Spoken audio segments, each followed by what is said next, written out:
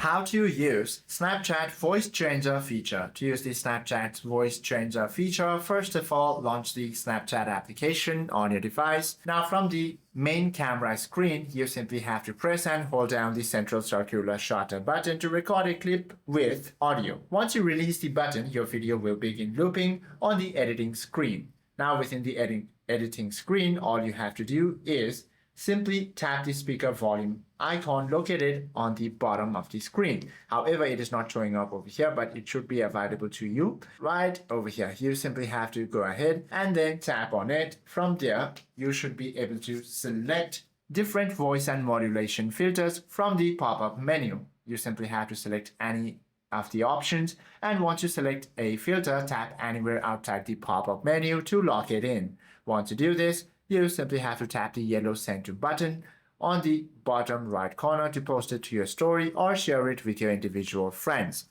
Hope this video helps you out a lot. If you have any questions or queries, do comment down below.